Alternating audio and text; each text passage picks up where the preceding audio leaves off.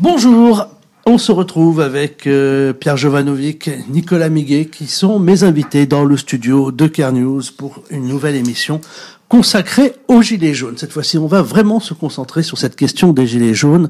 Ça fait des semaines et des semaines que l'on en parle. On a vu des sursauts de mobilisation, la casse, on voit ensuite une mobilisation un peu moins importante. On a le sentiment qu'on est partagé parce que je voulais avoir votre opinion. À la fois, les enquêtes d'opinion montrent qu'il y a quand même beaucoup de Français qui continuent de les soutenir, mais dans les classes actives, chez les commerçants, chez les artisans, chez les entrepreneurs, il y a un peu un ras-le-bol des Gilets jaunes. Alors ma première question, chacun d'entre vous va avoir sa vision, ras-le-bol ou non des Gilets jaunes. Nicolas Miguet. Ras-le-bol, bien évidemment, que non pas des Gilets jaunes, mais surtout des casseurs.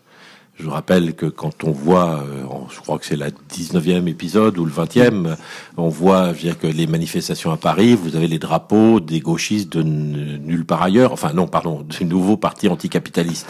Donc voilà, que vous voyez bien donc où c'est résumé. Il y a des faibles foules qui ne ressemblent absolument pas à la révolte antifiscale qui était celle d'il y a quelques semaines encore, et qui tout simplement une récupération par les casseurs, par les voyous de banlieue qui viennent, qui se servent gratis dans les boutiques. Et bien évidemment, il est normal que les gens qui tiennent les boutiques, qui travaillent dur pour gagner 1 euro, on a marre. Pierre Jovanovic. Je vois la situation un peu différemment. C'est pour ça que je vous ai rassemblés. Voilà, tout simplement parce que les médias s'acharnent depuis maintenant 19 semaines.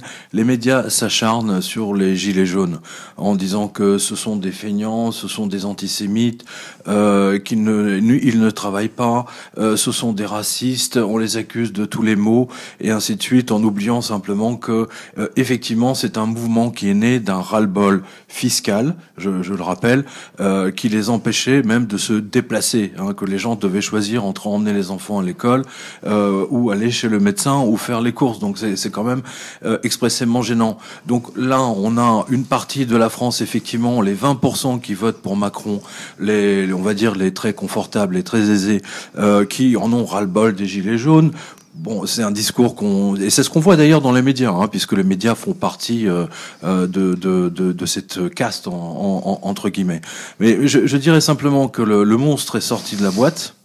On peut pas le remettre dans la boîte.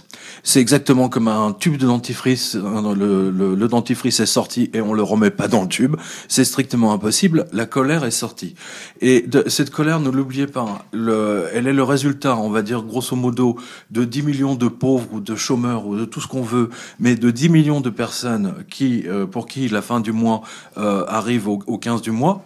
Et je ne parle même pas des retraités que Monsieur Macron a littéralement massacrés, alors qu'il en avait fait sa promesse électorale. N'oubliez pas, il avait dit qu'il ne toucherait pas aux retraites, et à peine élu, boum, il les a entubés. Donc vous avez sur ces 10 millions, vous avez 10 millions, vous avez 1 million qui descendent dans les rues. Sur ces 1 million, vous avez 100 000 qui sont prêts à tout casser, et sur ces 100 000, vous en avez 10 000 qui effectivement n'ont plus rien à perdre et qui n'hésiteront pas à affronter la police. Et dans ces 10 000, vous avez 1000 black blocs ou comme vous voulez, et qui sont, comme disait Nicolas Miguet, qui sont agglomérés, on va dire, avec des petites, les petits voyous de banlieue, mais il y en a pas tant que ça. Ça, je les ai vus à part. Je les ai vus à part. Je termine là-dessus. Il y en a quand même très très peu. C'est pas la majorité. On a vu quand même des pillages dans les magasins. Les Champs-Élysées. Mais bien sûr qu'il y a eu des pillages, mais c'est pas. N'oubliez pas, c'est pas la majorité. C'est ce qui crée du ras-le-bol. Mais bien sûr, vous avez raison. C'est pas la majorité du genre. C'est comme les oiseaux volants. C'est pas la majorité du genre. Les poissons volants, pardon. C'est pas la majorité du genre. Vous avez parfaitement raison, Pierre. Mais ce qui est quand même donc très intéressant, c'est de voir que pourquoi il y a un ras-le-bol sur les gens qui ont voté Macron et les commerçants. Un grand parti donc sont en ras-le-bol aussi parce qu'ils sont agglomérés par des images qui les matraquent à la façon Orwell 1984, qui ne montrent que les voyous qui pillent.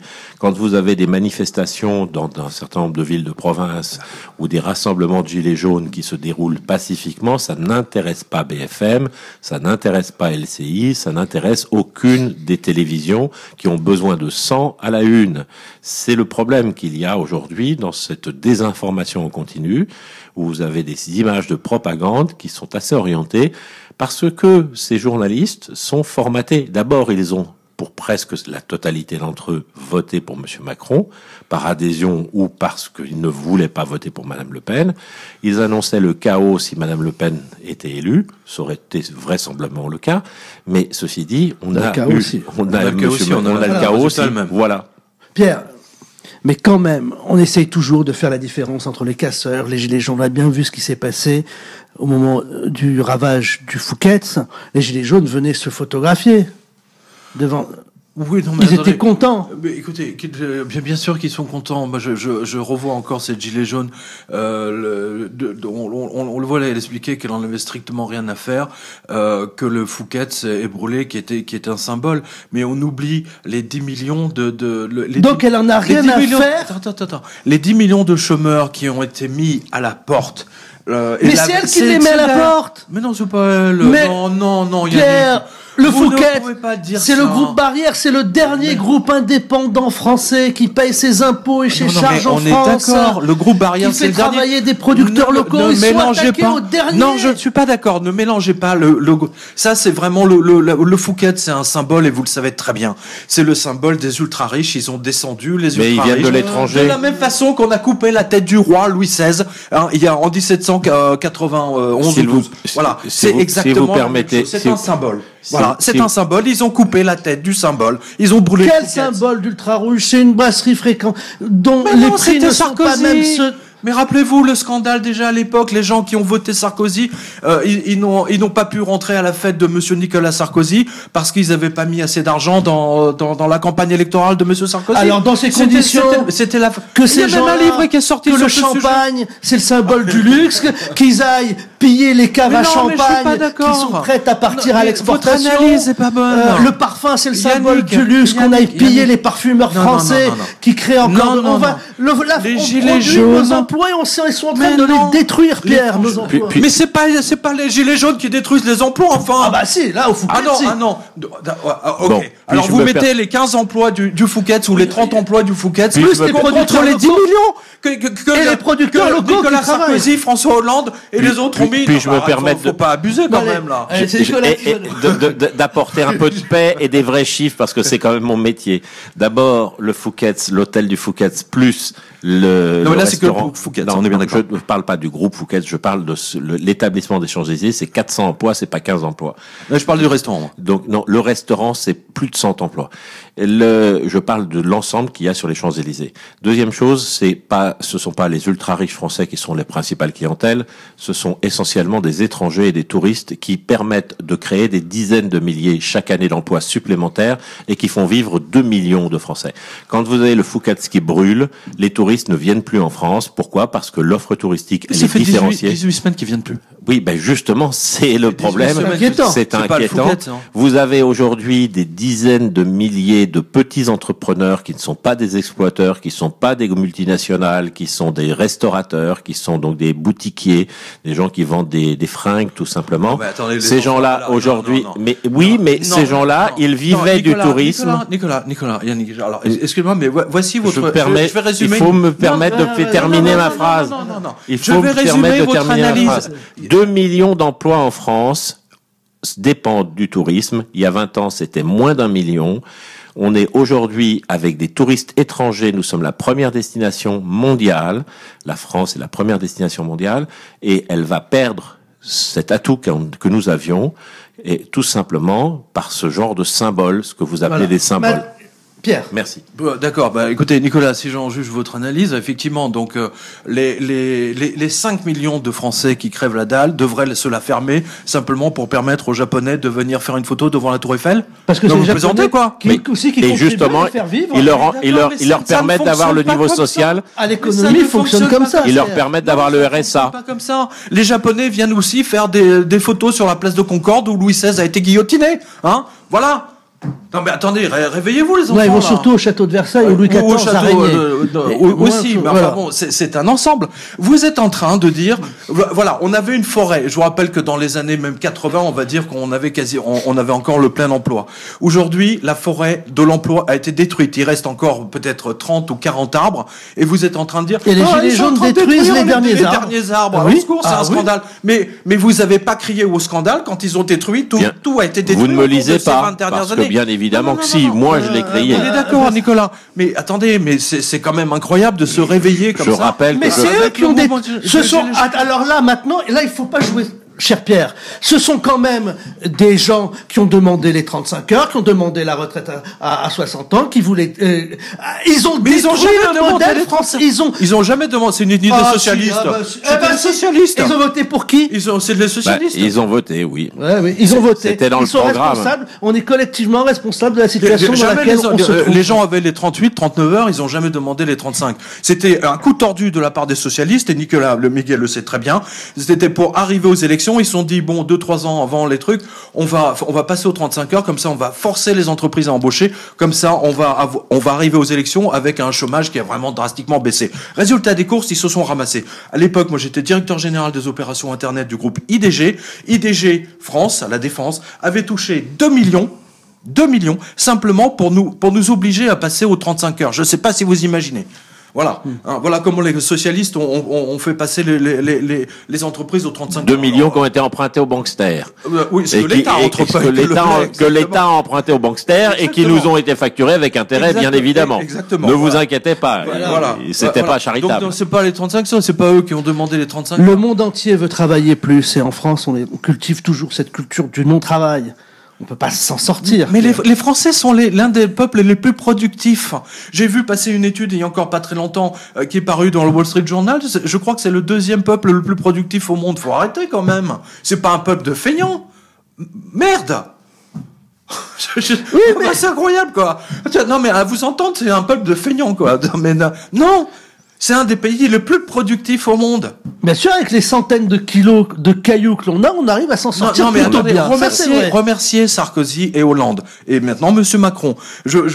Sincèrement. Et remercier l'Europe surtout, parce que tout ça, c'est l'Europe. C'est pas Nicolas qui va me contredire là-dessus. Alors, est-ce que l'Europe nous protège? Pourquoi faut-il ça? LOL. Ah oui, bien sûr, l'Europe nous protège. Les travailleurs détachés, je pense que vous connaissez bien le problème à Saint-Nazaire, vous êtes juste à côté.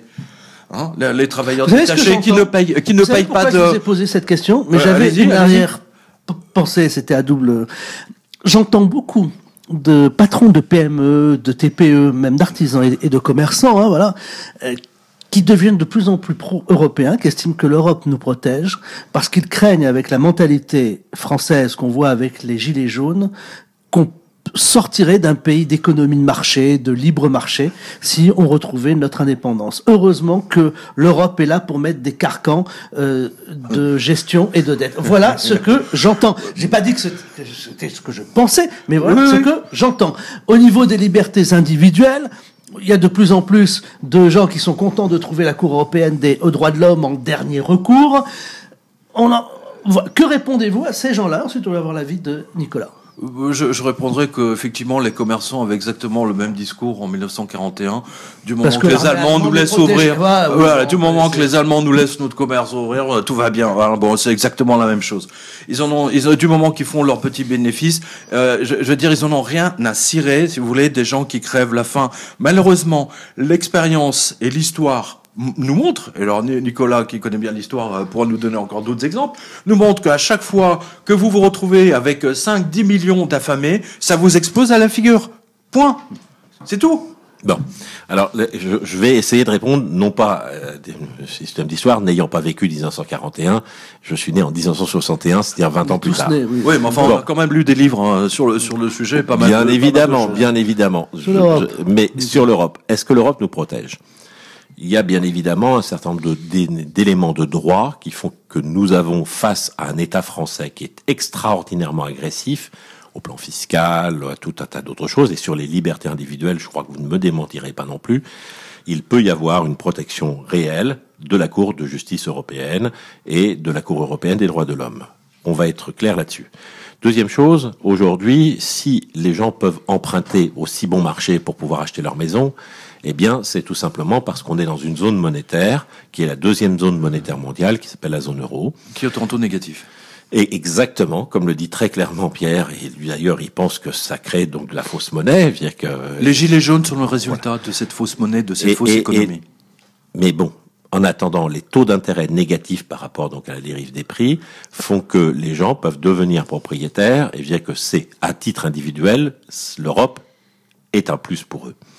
Il y a également, sur tout un tas d'autres sujets, l'Europe a une puissance normative qui est énormément énervante pour beaucoup de petits sujets, qui peut être mal réglée, notamment je pense aux nouvelles normes sur la pollution automobile, etc., et qui peuvent mettre en danger. Donc l'Europe, il y a à boire et à manger.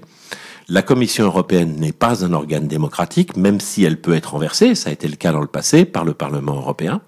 Le Parlement européen a un vrai souci, c'est-à-dire que les Français, je parle nous en tant que Français, les élus français au Parlement européen, et je préside une liste qui s'appelle Arrêtez d'emmerder les Français. Je ne sais pas si nous aurons des élus au Parlement européen, mais les élus français au Parlement européen, le problème qu'il y a, c'est qu'ils sont pas présents. Alors que les élus allemands, ils sont présents et ils défendent les intérêts allemands. Les élus belges sont présents, ils défendent les intérêts de Bruxelles. Les élus néerlandais, italiens, partout, ils sont présents au Parlement européen. Et quand on regarde l'influence des Français dans le Parlement européen, elle n'a cessé de baisser. La meilleure des preuves, je crois qu'on en a discuté il y a très peu de temps ensemble, c'était que quand vous avez des projets de loi ou de projets de réglementation qui passent devant le Parlement européen, la plupart du temps, ils sont inscrits dans une langue d'un pays d'ailleurs qui va nous quitter, qui est la langue anglaise, et ils ne sont et je dirais qu'il y a rarement donc des éditions en langue française, en langue italienne, en langue espagnole. Donc ceux qui sont mal dans le vocabulaire juridique, 80% des députés français parlent très très mal anglais, voilà. Pas du tout. Donc déjà, ils sont et même parler exactement. Anglais, et le juridique, c'est encore autre chose. Et l'anglais juridique, exactement. donc se retrouve complètement, et donc on a un vrai problème là. C'est un problème pour démocratique cela, déjà à la base. Exactement. C'est pour cela que je dis, maintenant, je ne sais pas du tout quel sera le score. Nous avions fait 2% des voix en 1999, le Rassemblement contribuable français. Il faut, en France, vous parliez d'un problème démocratique, en France, avec 2% des voix, normalement dans d'autres pays, on a un élu, voire deux élus, avec le nombre d'élus français, je veux dire que là, il faudra qu'on ait 5% des voix pour qu'on ait 4 élus minimum, peut-être même 5. Je veux dire, on est dans un monde qui n'est pas démocratique, chez nous déjà, et qui, en plus en Europe, est moyennement démocratique. À boire et à manger. Complètement. Voilà. Je ne dirais pas que l'Europe nous protège, je ne dirais pas que l'Europe nous écrase, je ne dirais pas que tous les problèmes de la France viennent de l'Europe, parce que je pense que beaucoup de nos problèmes viennent de chez nous, et de notre surréglementation. Quand vous pensez qu'on a créé une loi qui s'appelle la loi NOTRe, je dirais que vous ne connaissez pas obligatoirement parce que tous les auditeurs, c'est sur les territoires, qui oblige par exemple des communautés de communes qui avaient un vrai sens, c'était l'ancien canton, je dirais que donc les gens allaient au même marché, etc., à se regrouper pour faire des ensembles, des engins de 50 000 habitants. Je discutais avec des élus du sud de la France. Non, mais c'est la France qui l'a fait. C'est la France qui l'a obligé. Et je veux dire que des élus qui me disaient, et du coup, l'État en prend prétexte pour faire une maternité tous les 50 000 kilomètres maintenant. Alors, non, mais je vais juste compléter. Alors maintenant, la parole à Pierre. Je complète ce Pierre est plus Brexit, c'est ça. Frexit. Oui, absolument. Je dirais que ce que vous venez d'évoquer, le rassemblement des communes pour 50 000, ça, je le vois dans la presse anglaise.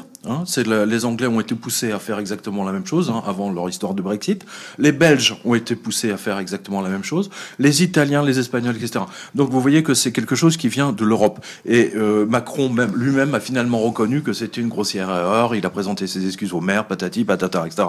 C'est bien gentil de venir après la catastrophe de présenter des excuses. Bon, je trouve ça lamentable. Et ça crée des structures supplémentaires qui nous coûtent très cher. Vous vous souvenez d'ailleurs que pendant la campagne électorale de Monsieur Macron, il avait promis de supprimer les travailleurs détachés.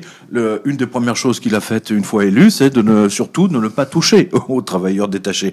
Ce qui explique, si vous voulez, qu'aujourd'hui, on maintient le chômage, même si effectivement vous avez des entreprises qui embauchent et ainsi de suite. Mais malheureusement, la plupart des postes sont donnés à des entreprises qui payent leurs collaborateurs au fin fond de la Pologne ou au fin d'un pays quelconque, en Bulgarie par exemple, où le salaire minimum est à 5 euros, 5 euros par heure, 5 euros d'heure. Le coût global, le coût global est de 5 euros de l'heure. Le coût global en moyenne d'un smicard en France, c'est 20 euros de l'heure, et le salaire moyen, c'est à 35 euros de l'heure. C'est pas possible. Et donc c'est une des raisons pour lesquelles vous avez des commerçants, des restaurants, etc., qui préfèrent embaucher des cuisiniers, des plongeurs, etc., qu'ils payent en Lituanie ou Dieu sait dans quel paradis fiscal de bas étage, parce que c'est un paradis fiscal finalement. Hein, pas pour la restauration. Si, à Paris, si vous regardez, c'est énorme. La restauration, ils sont contrôlés, ils sont français. Ça les empêche pas. À l'étranger, franchement. Croyez-moi, dans le BTP, vous le savez bien. Oui, alors justement, on va revenir. Le groupe Barrière, je peux vous dire que là, ils payent toute leur charge en France. Mais attendez, mais le groupe Barrière n'est pas en cause. C'est eux qu'on va détruire, mais c'est eux qu'on va casser. Arrêtez de tout revenir au groupe Barrière. On est à la Baule, excusez-moi, c'est le premier employeur local. On est bien d'accord. Je rappelle qu'ils ont 1000 salariés localement à la Baule. C'est pas une petite entreprise. On est bien d'accord, mais c'est pas, je veux dire, le groupe Barrière est un fleuron au même titre que Hermès. Enfin, moi, je le vois comme ça, en tout cas, du moins. Pourquoi les gilets jaunes, s'il y a des restaurateurs qui emploient des cuisiniers qui ne payent pas leur charge en France, qui payent leur charge à l'autre bout du monde, pourquoi les gilets jaunes ne vont-ils pas les voir? Alors ça, c'est une excellente observation, monsieur Yannick Guébrien.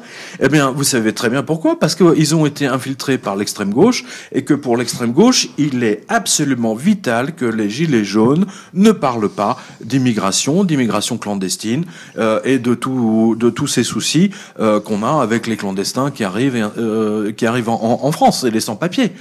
Non mais attendez, ça c'est très très important. D'ailleurs, vous-même, vous avez sorti une phrase absolument géniale que j'ai trouvée extrêmement pertinente. Alors je sais pas si ça vient de vous l'avez lu quelque part. Malheureusement, des gilets jaunes ont perdu un œil parce qu'ils ne voulaient pas voir la réalité en face. J'ai trouvé ça extrêmement pertinent quelque part. Est-ce que les gilets jaunes, finalement, à ne pas voir la réalité sur beaucoup de choses, c'est mission impossible. Ce message s'auto-détruira à la fin de la lecture. Et ils sont en train de s'auto-détruire par... voilà, ne pas vouloir aborder le problème des frontières ouvertes. Attendez, j'entends le mot auto-détruire. Je crois que vous regardez trop BF Macron, parce que cela fait 19 semaines que les chaînes de désinformation nous disent que ce mouvement est en perdition, que ça baisse de semaine en semaine. C'est exact. Je ne pense pas, que si on revient toujours sur le dossier des Gilets jaunes et la base, dire qu'il va s'autodétruire, je suis presque d'accord, pour une fois, avec Pierre, en disant que quand on a un problème concernant des millions de personnes, parce que ce n'est pas uniquement, parce que là où j'ai un désaccord avec Pierre, parce que pour moi, cela ne touche pas que les plus pauvres de notre population, qui eux sont peut-être à bout de souffle et qui vont casser du flic éventuellement, ça touche surtout les classes moyennes. Absolument. Et les classes moyennes aujourd'hui se sacrifient pour pouvoir permettre à leurs enfants de faire des études. Parfois, ils ont déjà des enfants, des gens qui ont mon âge, ont des enfants qui ont fait 5 ans, 6 ans, 7 ans d'études et qui se retrouvent à ne pas trouver de travail qualifié et se retrouvent aussi en prenant conscience qu'ils ont payé des études avec des enfants qui sont même pas capables de s'exprimer dans la langue française, la langue du pays. et ça, c'est un vrai problème, parce que ça leur est reproché à l'embauche, et qui sont déclassés par rapport à l'effort qu'ils ont fait. Et la classe moyenne, des gens qui ont travaillé, qui se sont hissés par leur travail à une situation de petits propriétaires, c'est-à-dire d'une maison, d'avoir donc une voiture pour d'abord le couple, puis ensuite ils ont une voiture pour monsieur et une voiture pour madame, puis maintenant ils ont gardé la voiture de madame, ils l'ont gardée parce que quand les enfants viennent, après quand ils sont des jeunes étudiants, ils viennent, donc ils ont finalement 3 voitures dans la maison. Ces gens-là, ils avaient fait du progrès social. On a tous connu les toilettes au fond de la cour chez nos grands-mères. Donc pour eux, c'était et ils s'aperçoivent que leurs enfants seront dans le déclassement social. C'est-à-dire qu'ils sont aujourd'hui employés dans le fin fond d'un McDonald's et que avec plus de 5 ans d'études, ils ont fait des études et ils sont pas remplacés par une borne. Par exemple. Voilà. Pierre. Voilà. Pierre Jovanovic. Voilà. Et donc c'est les classes moyennes, je pense, qui sont aujourd'hui au bord du désespoir. Tout à fait d'accord. Qui plus est, elles sont complètement oppressées fiscalement. Moi, je veux dire, le premier slogan de la liste du Rassemblement contre le gouvernement français, c'était moins d'impôts maintenant. Mais non d'une pipe, on en a inventé 5 à 6 nouveaux par an. Alors, Pierre Jovanovic. Alors, je vais rajouter quelque chose parce que je l'ai observé dans le groupe, je crois que c'est le groupe Page Jaune. Solocol, il s'appelle maintenant. Ils sont anglicisés. Bah oui, parce qu'en plus avec la grève des pages jaunes, etc., ça fait des ordres. Les pages jaunes maintenant font des embauches à la discrimination, c'est-à-dire qu'ils vont embaucher uniquement dans les banlieues. Donc je pense, alors vous, je crois que vous avez 3 ou 4 enfants, j'en ai 2.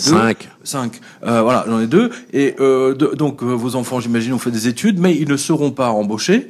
Ou ceux des enfants de nos auditeurs, par exemple, ne seront pas embauchés parce qu'il y a une loi discriminatoire qui dit que les entreprises doivent embaucher dans les banlieues. Wow, on a des auditeurs dans les banlieues. Ouais, non mais attendez, mais c'est absolument pas normal. Nos amis, moi je trouve ça absolument recruter. Pas normal. Oui.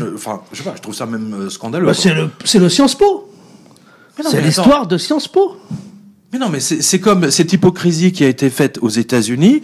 Toutes les annonces étaient faites non-discriminatory company, hein, donc ça veut dire qu'on embauche des Noirs comme des Blancs ou des Hispaniques. Mais globalement, en fait, ils ont une préférence pour certaines catégories. Exactement. Et il y avait des entreprises, notamment au concours, hein, surtout pour les concours, où ils avaient un quota, donc il fallait absolument faire passer, je sais pas, on va dire il y avait 100 places, il fallait donner 40 places aux Noirs, 20 places aux Hispaniques, 10 aux Asiatiques, et le reste aux Blancs. Donc là, il y a quelque chose qui va pas. Et après, les Américains se sont étonnés que la majorité des Américains, enfin du moins que Trump a été élu. Oui, oui. Mais aujourd'hui, en France, vous voyez que le même mouvement est en train de se mettre en place. C'est ça qui est extrêmement inquiétant avec ce genre de choses. Et je pense que les jeunes aujourd'hui sont dans une situation absolument désespérée. Vraiment, véritablement. Je plains cette génération qui est, à mon sens, une génération perdue, littéralement. Et si vous observez ça, si vous comparez ça à ce qui s'est passé au Japon, qui a la même politique de fausse monnaie et de planche à billets, eh bien, figurez-vous que depuis, on observe ça depuis à peu près 7-8 ans, le taux de reproduction des Japonais, non seulement est devenu négatif, mais en plus, chez les jeunes, hein, en général, à 20 ans, on est rempli de testostérone, on bande 24 heures sur 24, on n'a qu'une seule envie, c'est d'être avec des gamines de notre âge. Vous êtes bien d'accord? Eh ben, chez les jeunes Japonais, pas du tout. Ils sont, le sexe ne les intéresse pas. Vous avez même tout un. C'est une étude aussi qui concerne les populations occidentales. Vous avez tout un tas de d'articles, mais c'est complètement incroyable, quoi. C'est tout à fait incroyable. Et donc, on voit il y a une sorte de, comment dire, d'autodestruction de la société, et on en voit en France, par exemple, c'est le mouvement des Gilets jaunes qui est en train de vous montrer le futur. J'insiste lourdement là-dessus. Franchement, le futur, il est pas génial, là. Ça, je vous le dis. Non, mais si comme penseur du futur, vous avez le gars avec la casquette à l'envers, comment ça, il y a de quoi s'inquiéter. En porte-parole des Gilets jaunes, le gars qui a sa casquette à l'envers. Oui, d'accord, mais malheureusement, la crise sociale ne va que s'aggraver. Pour une raison très simple. C'est Mad Max, votre futur. Je dirais, vous savez, il y a quelqu'un qui l'a très bien décrit, hein, c'est Jacques Attali. Il l'a très bien décrit dans un de ses romans parus il y a 10 ans. Il a décrit le monde que nous vivons aujourd'hui. Donc, je suis pas le seul, on va dire. Moi, je parle pas de Mad Max, mais je parle d'une société qui est absolument désemparée, un peu comme au Brésil. Où vous avez 20% de la population et 80% on va dire, de miséreux. C'est ça qui est triste. Bah, au Brésil, ça a donné Bolsonaro. Exactement. Et comme aux États-Unis, ça a donné Trump. Voilà. Ce qui veut dire, donc, à mon avis, les prochaines élections, ça risque. Le césarisme. Voilà. C'est le césarisme. C'était le thème de mon livre, Adolf Hitler ou la vengeance de la planche à billets. Toute société qui fabrique de la fausse monnaie fait venir, à un moment donné, un dictateur. Voilà. Bon, on verra. En attendant, je veux dire que, sans vouloir donc être candidat au poste de dictateur, on peut penser. Ah si, ça vous irait bien, ça. Ça vous irait bien, là, avec votre chapeau. Avec son chapeau, là. Vous êtes gentil, mais je ne dispose pas des forces armées ni de milices pour me permettre de faire un coup d'État. Et comme je ne suis jamais invité sur les chaînes de propagande. Avec tous les petits porteurs, là, un coup d'État. Alors là, je vais vous corriger. Nicolas Miguel, vous êtes, dictateur ne signifie pas tyran. Oui, attention, ça. On est d'accord. Pas la même chose. On est tout à fait- Dictateur signifie Voilà. avoir Bon. le soutien du peuple pour Le vrai réformer. populisme, d'ailleurs. Voilà. Voilà. Alors que la tyrannie signifie faire appel aux forces de police et d'armée Bon. contre Pour le peuple. matraquer le peuple, Voilà. absolument. Il a dit Attendons dictateur, déjà il le a pas 20 dit tyran. Voilà, attendons déjà le Voilà. 26 mai pour Oh, savoir voilà, mais- s'il y aura un sursaut et s'il y Pierre. aura un nombre de bulletins arrêtés d'emmerder les Français suffisant pour pouvoir mettre un coup de poing sur la table et faire Mais- changer un petit peu les opinions. Pierre, on a parlé de ce qui se passe. Pourquoi les partis politiques ont-ils été impuissants? Est-ce que finalement on a beaucoup parlé des syndicats qui n'étaient plus capables de représenter? Mais ils sont subventionnés, ce sont des employés, subventionnés. employés Les du partis patronat et de politiques l'État. sont aussi impuissants face Les à ce syndicats mouvement. sont achetés. Mais Nicolas, la politique est subventionnée, les syndicats sont les partis politiques traditionnels. Le rassemblement- FN a été dépassé par le mouvement des Gilets jaunes. Voilà, c'était le sens de la Alors, question. si vous permettez, Allez, je vais allez-y. juste donner un chiffre qui est tiré simplement des comptes publiés dans le journal officiel par la Commission nationale des comptes de campagne et des financements politiques. Je préside un petit parti politique qui s'appelle Rassemblement Contribuables Français. Nous avons eu 340 000 euros de cotisations et de dons en 2017. Le Front National, à l'époque ça s'appelait encore Front National, qui s'appelle maintenant Rassemblement National de Madame Le Pen, qui a été présent au second tour de l'élection présidentielle, qui a fait plus de 30%, 34% des voix, n'a eu que 970 000 euros de cotisations et de dons. C'est-à-dire que les Français se désintéressent de la politique et les partis vivent des subventions étatiques, c'est-à-dire de nos impôts. Et des découverts bancaires. Et des découverts bancaires autorisés pour pouvoir financer leur campagne. Exactement, que les Républicains, Alors que- dont bénéficient les Républicains et le Parti Exactement. Socialiste. Alors que le RCF, lui, elle a juste un compte à la caisse d'épargne, bien que chaque... C'est le cas de Lepers, hein. Lepers aussi voilà. est indépendant, je crois. Voilà. Peu importe, Oui, mais alors, il y a quelques est-ce que vous partis n'êtes qui pas sont Ils indépendants. sont pas responsables aussi si les Français s'en... Mais Non, les mais moi, ce qui me Français, choque, voilà, se sont complètement Non, mais Nicolas, désintéressés, ne s'impliquent attendez, plus. non, ce qui me choque fondamentalement dans le mouvement des Gilets jaunes, pardon, c'est pas les Gilets jaunes, c'est qu'il n'y ait pas eu de députés, de maires avec leur bannière tricolore, etc. sur Leurs le écharpes. torse, leurs écharpes. Mais il paraît que les Gilets jaunes n'en voulaient pas. Mais enfin, la moindre des choses pour un député, pour un maire local, c'était d'accompagner ses administrés. Enfin, je sais pas s'il a une empathie. Et de les protéger Et par de sa les présence. protéger, mais bien sûr. Bien sûr. De les protéger des charges Mais de ils police vivent- mais- sur les ronds-points. Enfin, je sais pas. Je sais Mais qu'il y a Pierre- certains maires sont venus les protéger, mais Pierre- c'est très rare. Pierre- effectivement. Pierre, mais vous les savez quand députés, même- on les a pas vus. Quand les députés sont venus dans les débats, ils se sont fait insulter. Mais et ils se sont fait insulter pourquoi? Ils se sont fait insulter tout simplement parce qu'ils ne vivent pas dans le même monde que les Gilets jaunes.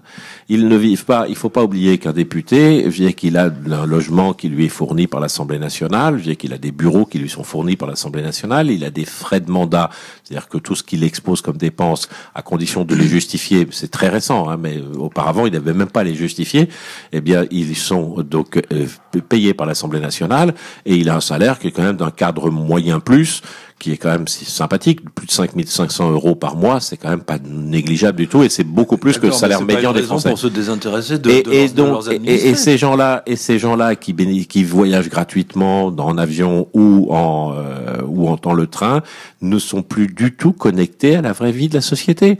Et donc, ils ne rencontrent plus chez le boulanger ou ailleurs les gens qui étaient sur les ronds-points. C'est un vrai souci. Notre représentation nationale n'est plus représentative. Je rappelle qu'aux élections de 2017, où je me suis présenté contre Bruno Le Maire, j'ai fait un peu moins de 5% des voix, eh bien, figurez-vous qu'il y a eu seulement même pas plus de 4 électeurs sur 10 qui sont allés voter. 6 électeurs sur 10 se sont abstenus ou ont voté blanc ou nul. Nicolas, d'accord, mais attendez, Les gens se sont désintéressés de la politique. Ils se sont désintéressés Parce qu'elle est plus Pourquoi crédible. D'une part parce que les Français ont voté déjà contre l'Europe et que Nicolas Sarkozy les a entubés en faisant passer. Donc le peuple français se dit légitimement. Je vais vous donner pourquoi trois vais-je- exemples. Pourquoi vais-je aller voter Ici, les gens si ne je veulent- vote, je ne j'ai croise- voté non et en fait derrière on m'entube et on fait Eh passer bien, la loi souvent, malgré ça. je vais vous donner 3 exemples. Sur la presqu'île, ici, à La Baule ou à Pont-Neuf, je ne rencontre que des gens qui ne veulent plus voter. Et ils me disent, on nous a demandé 3 fois notre avis à l'échelon national, départemental et local. Il y a une consultation à l'échelon de l'Europe, de Oui. préférence. Peu importe qu'on ait voté oui ou non, mais le résultat, c'était non. On n'a pas suivi le peuple, on a dit non, c'est oui. Ensuite, tout le monde s'est mobilisé ici au moment du référendum sur Notre-Dame-des-Landes, qui avait un massif soutien. Oui. Tout le monde a voté oui, et particulièrement ici, les gens espéraient beaucoup de Notre-Dame-des-Landes. On répond oui, et on leur dit bah non, ce sera non, alors que le résultat était oui. À l'échelon local, il y a eu Pornichet qui voulait changer d'intercommunalité, rejoindre celle de La Baule. Il y a eu une sorte de pas de référendum au sens juridique du terme, une consultation. Oui. On vote oui, le préfet dit bah non, ce sera non. 3 votes.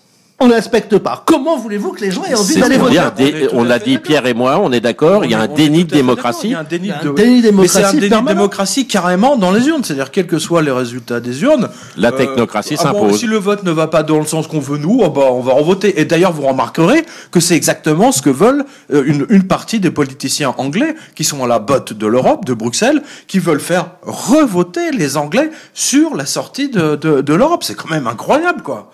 Et attendez, c'est pas le seul, je crois que ils c'est sont pas d'accord sur quelle sortie ils doivent faire. Je crois que c'est au Danemark où ils ont voté chez Compagnie de fois. Il y a 2 ou 3 pays européens où ils ont été obligés de revoter tant qu'ils. Et en fait, on les fait revoter jusqu'à ce qu'ils votent comme ils veulent, qu'ils votent correctement. Voilà. C'est du n'importe quoi. C'est plus de la démocratie. En fait, on est dans les mêmes systèmes que les Algériens. Là, ils ont présenté une momie aux élections pour la 5e fois d'affilée. Ce qui est extraordinaire, c'est que les Algériens, quand même, 4 fois de suite, ont voté pour la momie. C'est fabuleux. Non, mais il y a 20% seulement qui sont déplacés. 80%, c'était fou, quoi. Le trucage des chiffres de participation a été colossal. Hein. Je rappelle qu'en Algérie, il y a même pas 20% des Algériens qui sont allés voter. Non, surtout les Algériens de l'étranger, parce que quand ils ont besoin il y a des pressions possibles sur eux, puisque quand ils ont besoin de papier ou autre chose, le consulat regarde s'ils viennent voter.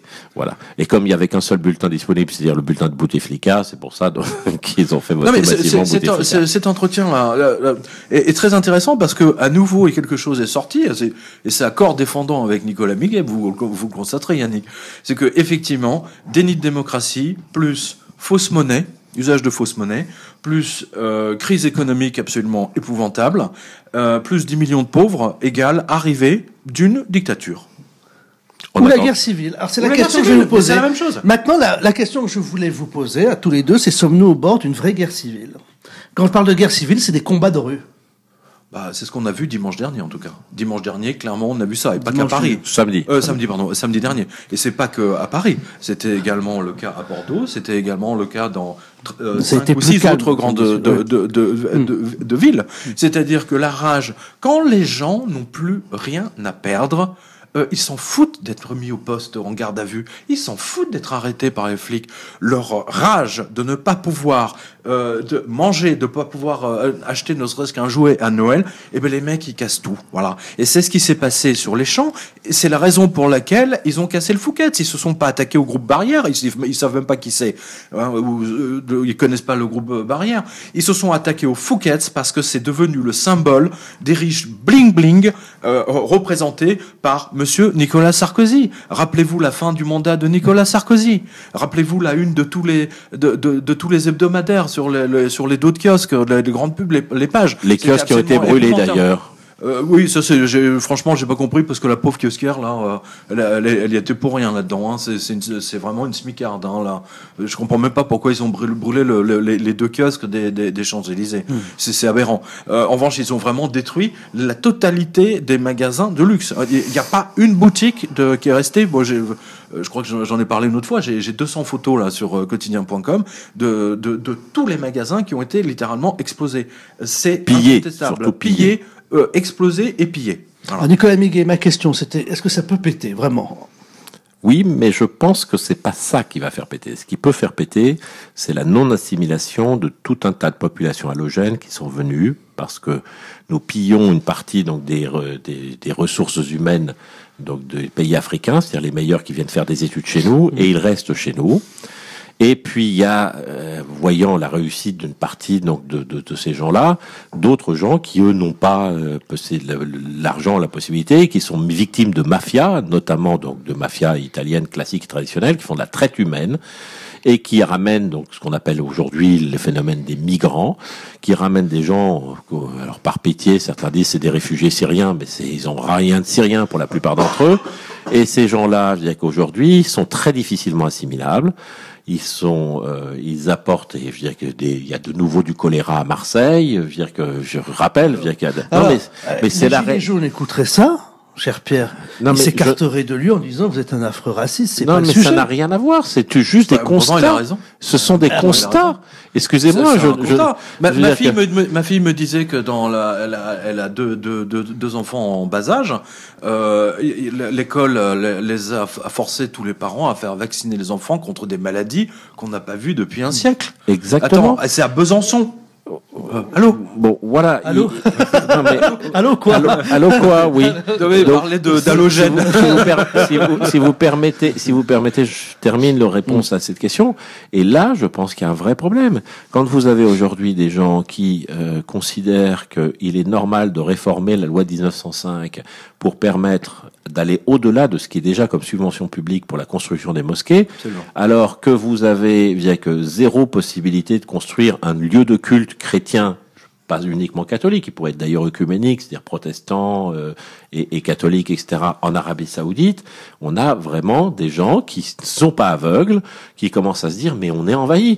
Et alors je ne suis pas adepte de la théorie du grand remplacement, mais je dis simplement qu'il y a des gens qui se disent, et on m'en parle y compris dans les bistrots, qui se disent, mais on a l'impression que c'est organisé pour nous ficher dehors de chez nous.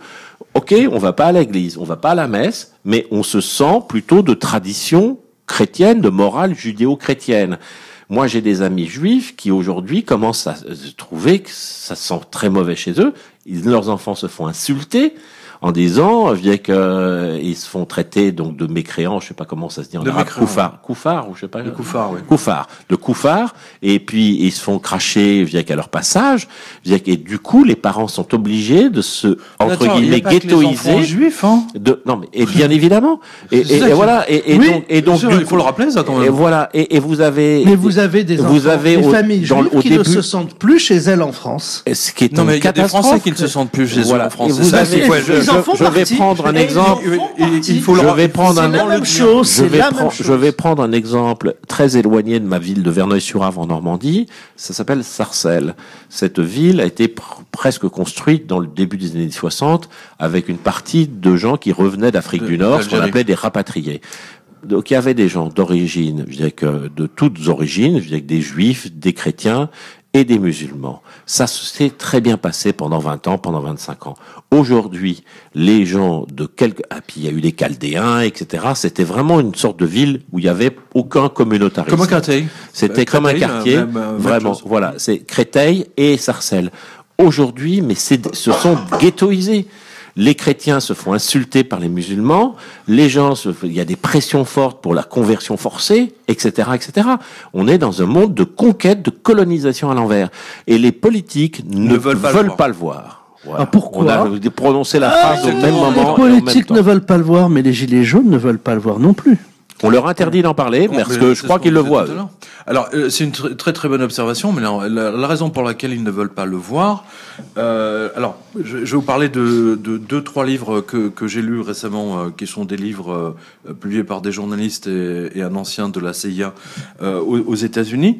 La raison pour laquelle, c'est que tout Washington, quasiment la totalité des politiques américains ont été achetés par les Saoudiens.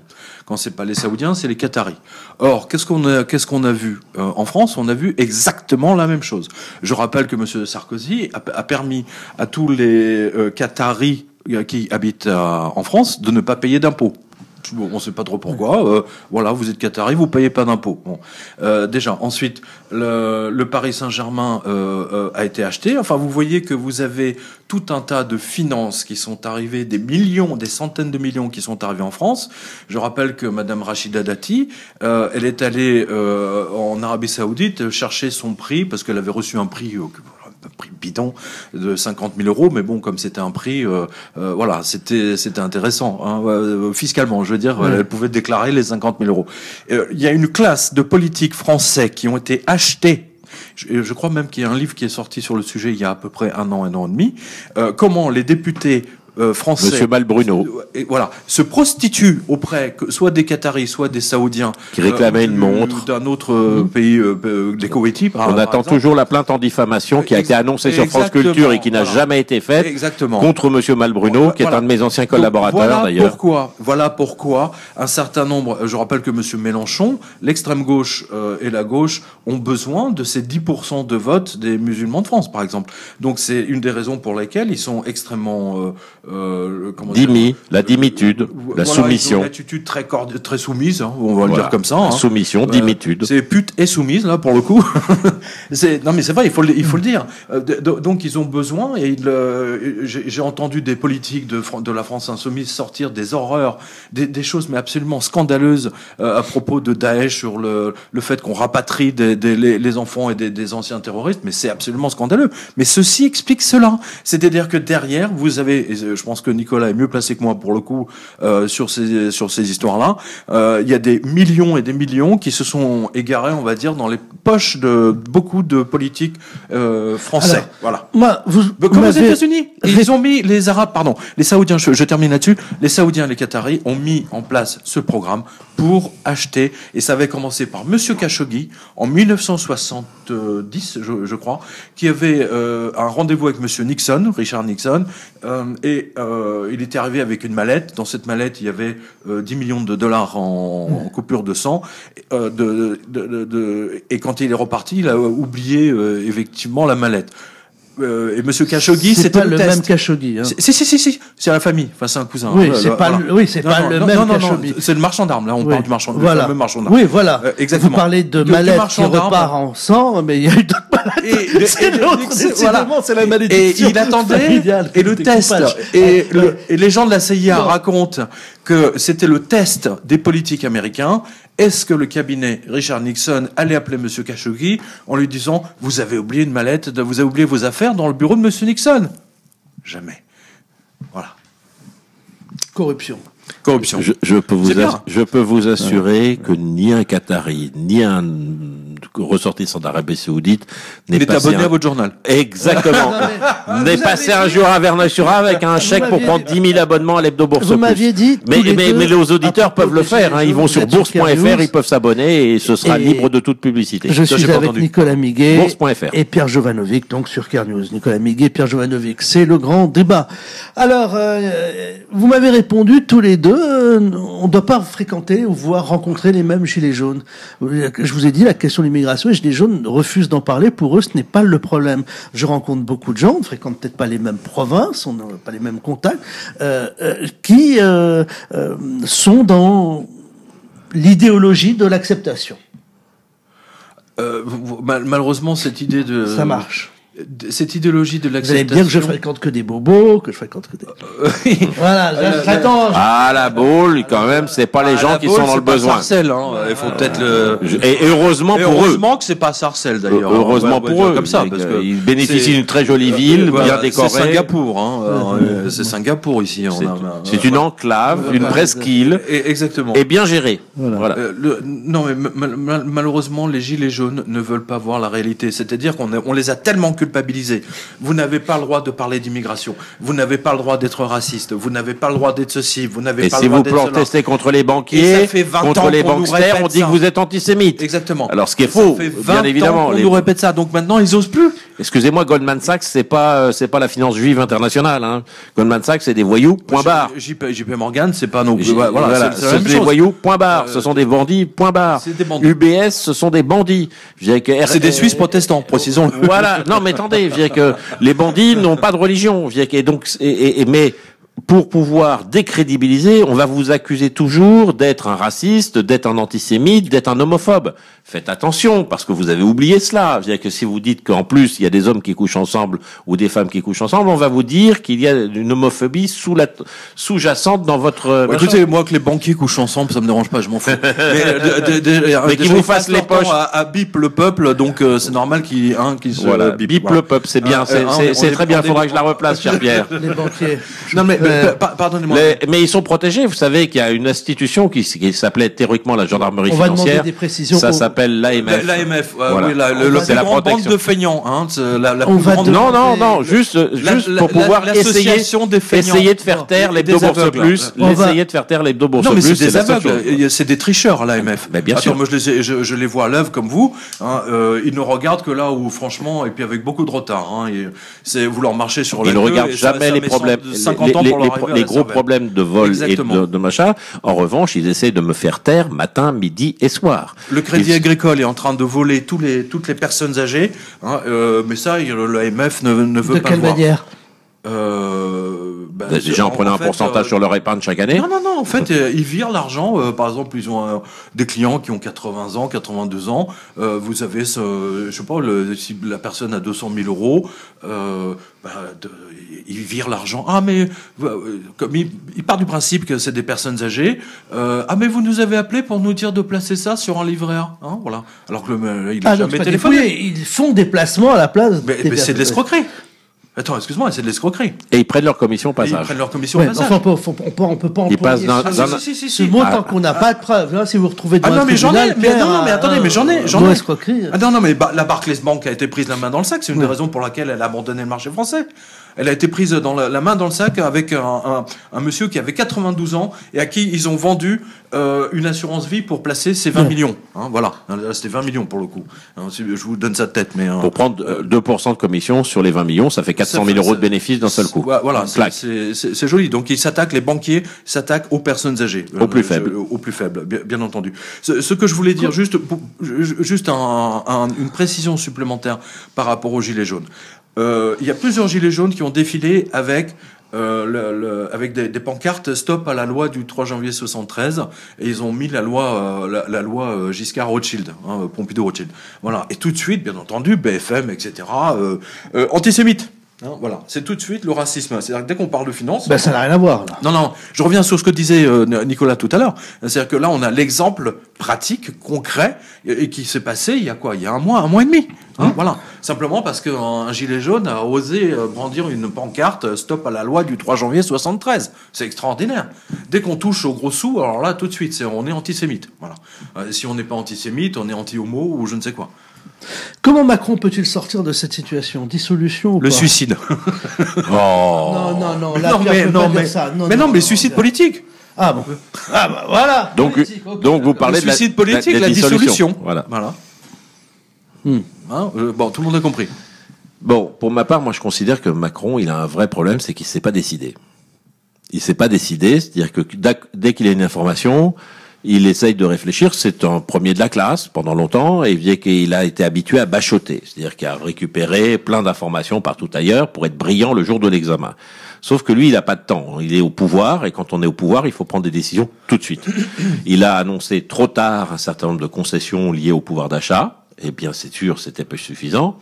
Il n'a pas arrêté l'imbécilité des 80 km/h.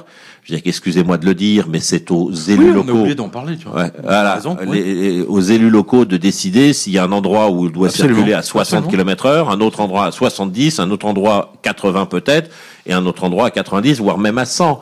C'est-à-dire qu'il y a dans les routes communales ou départementales des portions qui sont sécurisées, sur lesquelles il n'y a aucun problème pour rouler à 90 km/h. Eh bien, là, ça a été toujours, comme je le dis, c'est arrêter d'emmerder les Français. Eh bien, on a l'État qui a imposé à tout le monde, on change les panneaux et c'est fini. Donc, il ne décide pas. Il ne décide pas quand son Premier ministre lui fait une succession, la fameuse histoire des 80 heures, qu'il est droit dans ses bottes comme Juppé, son mentor. Hein, alors, ce qui m'a fait marrer, c'est qu'il avait mis un nouveau maire donc de la ville du Havre et qu'il a été chopé dans une histoire de sexe. Et donc, il vient de démissionner. Bon, eh bien, voilà, non mais Ça, on c'est voit vrai bien, que- on voit bien les embrouilles. On voit bien dans les embrouilles qu'il y a. Donc je termine juste comment Macron peut s'en sortir, mais le Macron effectivement à la fin va être obligé de dissoudre. Alors il va pas le faire tout de suite, il va se faire après la déculottée des élections européennes. Pourquoi? Parce qu'il est en train actuellement de faire monter la liste Rassemblement National. Je dirais que Monsieur Bardella est très sympathique, il est très heureux, etc. Et donc il va mettre vraisemblablement Madame Loiseau ou quelqu'un de complètement nul, nunuche en face de lui. Du coup, il y aura le Front National qui va arriver en tête. Enfin, le Rassemblement National va arriver en tête. Et comme ça, ce sera la situation idéale pour Monsieur Macron. Il va dire, sauvez-moi, sauvez la démocratie. Il nous l'avait déjà fait en 2017. Et il fera une dissolution, comme ça on revotera en septembre ou en octobre, sur le seul, c'est moi ou le chaos, ou la démocratie qui s'effondre, soit vous avez le Venezuela, c'est-à-dire Mélenchon, soit vous avez la dictature fasciste, l'horreur totale, l'incapacité de gouverner, c'est-à-dire Madame Le Pen, sinon vous avez, et il fera une alliance avec Monsieur Wauquiez, pour pouvoir donc sauver ses meubles, c'est-à-dire sauver les 320 sièges des crétins. Il y a au moins un tiers de crétins. Je veux dire que certains préfèrent aller emmener les enfants au tennis, d'ailleurs, je veux dire que le mercredi, plutôt que d'aller à l'Assemblée nationale. La France insoumise aussi, ils ont une belle bande de crétins. Aussi, voilà. Il y a celle qui mord les chauffeurs de taxi, vous vous souvenez là? Oui. Comme Tyson, qui avait mordu l'oreille là. Il y a effectivement donc de jolis bijoux. Et puis il y en a un autre qui avait fait envahir donc la nécropole des rois de France par des migrants. Donc la France insoumise, c'est vraiment donc ce sont donc je veux dire, mais il y a une vraie inflation sur le crétinisme. Alors aux élections européennes, je pense qu'il y a peut-être un coup à faire, c'est dire tout simplement donc d'arrêter sur l'inflation crétine et de peut-être mettre le nombre suffisant de bulletins de vote, arrêter d'emmerder les Français dans les urnes. C'est ma liste. Alors, ensuite, après, Pierre, je me permets quand même de vous rappeler que pour donc la culture générale de long terme, eh bien lire l'Hebdo Bourse Plus chaque semaine, je vous jure que ça va aider. Alors Pierre, je vais donner. Précisons que c'est un journal vraiment indépendant. Il n'y a pas de pub comme le Canard enchaîné. Alors, voilà. Pierre, vous voulez dire un mot quand il a parlé du Havre? Oui, en fait, cette affaire me rappelle un peu la dissolution. Mais enfin, avant la dissolution, ce qui s'est passé justement avec Juppé, puisqu'on a dit que Monsieur Édouard Philippe était un enfant entre guillemets de politique de Juppé. Eh bien, politique, oui, on est bien d'accord. Pas un enfant. Ah non, bien d'accord. Je prétendrais pas. Mais vous avez vu que les deux ont provoqué. Sinon, il l'aurait fait avec la femme à barbe. Voilà. On en a une de femme à barbe qui parle. On en voit. Mais oublions ça. L'affaire Juppé avait fait descendre toute la France dans la rue. La France était en grève pendant un mois. Bon. Plus d'un mois. Plus d'un mois même. Et aujourd'hui, 95, donc 20 ans plus tard, on a un enfant entre guillemets politique de Juppé, qui s'appelle Monsieur Édouard Philippe, qui décide arbitrairement de mettre tout le monde à 80 km/h. Et paradoxalement, vous avez vu, non seulement ils ont monté le prix du carburant, mais en plus on voulait qu'il roule encore plus lentement. Et donc là, les Français ont pété un plomb. Voilà. Et aujourd'hui, on ne peut plus revenir en arrière sur cette colère sociale. Qu'on rentre pas dans le Exactement. On ne remet pas le dentifrice dans le tube. C'est terminé. Donc, Monsieur Macron n'a plus d'autre choix que la dissolution totale. Parce que si on retombe sur les mêmes cuisines électorales, dans le genre tu t'allies avec moi, comme ça on élimine le mec du FN ou de la France insoumise, ça ne marchera plus. Soit le peuple est représenté fidèlement à l'Assemblée nationale, peu importe si on revient effectivement, on va dire à la Troisième République ou Quatrième, etc. Mais aujourd'hui, à une ère où tout le monde donne son avis sur une livraison de pizza, sur quelque chose que vous avez acheté en boutique, etc. Ne pas pouvoir donner son avis effectivement sur nos députés et ainsi de suite, de ne pas être représenté, ça ne peut plus fonctionner. Alors, soit Monsieur Macron effectivement dissout l'Assemblée nationale et impose effectivement la proportionnelle, parce que c'est vital. C'est vraiment important. Sinon, ce problème ne fera que s'accentuer et les gens deviendront de plus en plus violents parce que Monsieur Macron a un autre problème sur le dos. Et là, tous les deux, vous êtes d'accord avec moi, c'est la dette de la France. Et chaque jour qui passe, cette dette ne fait qu'augmenter. Et à cause de cette dette, il va fermer encore plus d'écoles, encore plus de tribunaux, d'hôpitaux, de gendarmerie, de commissariats, de lycées. Il fermera tout sur son passage et les gens auront encore... Vous avez moins de services et toujours plus d'impôts. Voilà. Et vous payez plus cher et vous avez moins en face. Mais c'est ça le problème. On va faire la révolte globale. On est tous d'accord là pour le coup. Merci. C'était encore une fois une émission exceptionnelle avec Pierre Jovanovic et Nicolas Miguet. Merci à tous les deux. Merci Pierre. Je vais vous dire quelque chose à tous les deux. Et là, c'était vraiment exceptionnel d'avoir Pierre Jovanovic et Nicolas Miguet pour accepter de débattre alors qu'ils ne sont pas d'accord sur certains points, moyennement d'accord sur d'autres, ou d'accord sur quelles autres peurs, mais peu importe. Ce sont des gens qui font peur.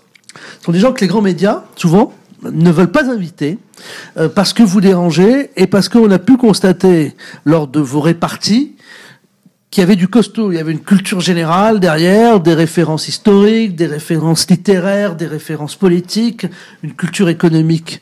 Et ça fait peur souvent aux médias qui fait qu'ils refusent, qu'ils ont peur de vous faire venir sur leur plateau. Vous avez accepté de venir dans ce studio à la Baule pour débattre librement. On n'a rien préparé. Ceux qui écoutent l'émission à la radio, mais pourront voir la vidéo qui a été enregistrée. On n'a pas de notes, on n'a rien. Tout a été fait, j'allais dire pratiquement à l'impro. Cela signifie que aucun de mes deux interlocuteurs n'avait un fil conducteur avant avec des questions préparées. On va te dire ça et tu répondras à ça. Non, c'était pas du tout ça. On s'est lancé, voilà, comme dans une piscine. C'est la vérité qui s'exprime, cher Yannick. C'est la vérité qui s'exprime. Et c'était une émission comme la précédente que nous avons faite, qui était d'un très très grand niveau, et je voulais vraiment vous remercier. Merci à vous de nous avoir. Merci Pierre. C'est très gentil. Pierre Jovanovic, c'était vraiment un plaisir. Et tout le monde peut lire les livres de Pierre, et je crois qu'il est en train d'en préparer un nouveau. Le jardin des livres. Voilà, il est en train d'en préparer un nouveau. Oui, mais ceci dit, tout le monde peut quand même vous lire et peut les acheter sur Amazon ou dans d'autres endroits et dans des très bonnes librairies. Macron en arrive à m'empêcher d'aller rencontrer mes lecteurs dans les librairies. Je sais pas si vous réalisez ce que ça veut dire. Je consens. C'est quand même grave. Je consens et je subis à notre côté de la part de l'AMF le genre de dictature. Non, mais pour moi, c'est un ensemble. C'est un ensemble. C'est les milliardaires du Nord, le furet du Nord. Mais Macron n'est absolument peut-être pas au courant. Non, mais peu importe. Pour moi, c'est lui n'est pas au courant. On est sur un. Voilà. Bon, peu importe. Bon, on est dans un système de crétinisme. En tout cas, en tout cas, je suis censuré pour de vrai, hein. Ça, c'est vrai, Pierre, mais je pense est-ce qu'on n'est pas dans un système de diabolisation et de crétinisation qui fait que ça n'a rien à voir avec l'État, bien souvent, et que ce sont les gens dans leur mini-poste qui sont des collabos de cette crétinisation. En tout cas, ceux qui veulent sortir de la crétinisation peuvent aller prendre un abonnement sur bourse.fr, www.bourse.fr, à l'hebdo Bourse Plus. À tous les... Et l'Hebdo Bourse Plus va les rendre de nouveau intelligents. On arrête la pub, Nicolas Miguel. Allez. Voilà, on n'est pas là pour ça, parce que sinon on va se faire faire un rappel à l'ordre. Pas bon. Allez. Merci. Merci. Merci, Yannick. Nicolas Miguel et Pierre Jovanovic.